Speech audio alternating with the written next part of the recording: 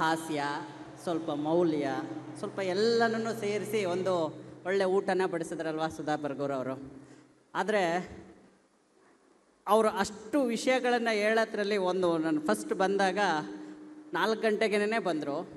Ma'am 4 ಗಂಟೆ ಅಷ್ಟೊತ್ತಿಗೆ ಇರಬೇಕು ಅಂತ ಹೇಳಿದ್ದೆ. ಸೊ 4 ಗಂಟೆಗೆ ಬಂದರು. ನಾನು ಆಮೇಲೆ ಫೋನ್ ಮಾಡಿದಾಗ ಹೇಳಿದ್ರು, ಸರ್ ನಾನು ಬರಬಹುದಾ ಅಂತ ಕೇಳಿದ್ರು. ನಾನು ಆಗಿನ್ನೂ ಸರ್ ಮೇಡಮ್ ಒಂದು ಸ್ವಲ್ಪ ರೆಡಿ ಆಗ್ತಿದ್ದೀನಿ ಅಂದರೆ, ನಾನು 5 ನಿಮಿಷ ಹೊರಗಡೆನೇ ಇರ್ತೀನಿ ಸರ್. ಪೆಟ್ರೋಲ್ ಬಂಕ್ ಹತ್ರ 5 ನಿಮಿಷಕ್ಕಾದರು.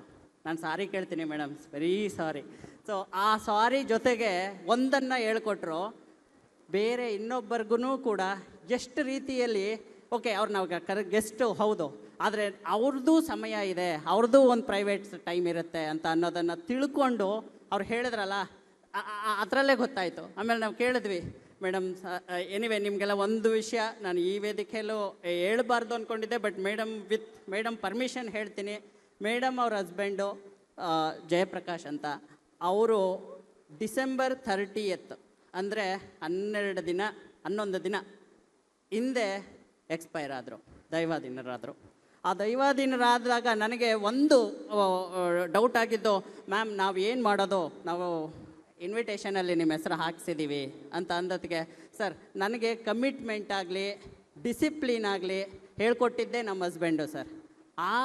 ಅದನ್ನ ನೆನಪಿಗೋಸ್ಕರ ಆದ್ರೂ ನಾನು ಬಂದೇ ಬರ್ತೀನಿ ಸರ್. ಹೌದು 11 ದಿನ 12 ದಿನ. ಸೊ ಆದರೂ ಕೂಡ ಬಂದು ಮೇಡಮ್ ನಾನು ನಿಮಗೆ ನಾನು ತುಂಬ ಹೃದಯದ ಥ್ಯಾಂಕ್ಸ್ ಹೇಳ್ತೀನಿ. ಹಾಗಾಗಿ ಮೇಡಮ್ಮು ಸೆಕೆಂಡ್ ಇನ್ನಿಂಗ್ಸ್ ಅಂತ ಹೇಳಿದ್ದು ನಿಮಗೆಲ್ಲ ಎಷ್ಟು ಅರ್ಥ ಆಯಿತೋ ಗೊತ್ತಿಲ್ಲ, ಅದನ್ನು ನನಗೆ ಹೇಳಲೇಬೇಕು. ಅವ್ರು ಸೆಕೆಂಡ್ ಇನ್ನಿಂಗ್ಸ್ ಲೈಫನ್ನು ಸ್ಟಾರ್ಟ್ ಮಾಡಿದ್ದಾರೆ.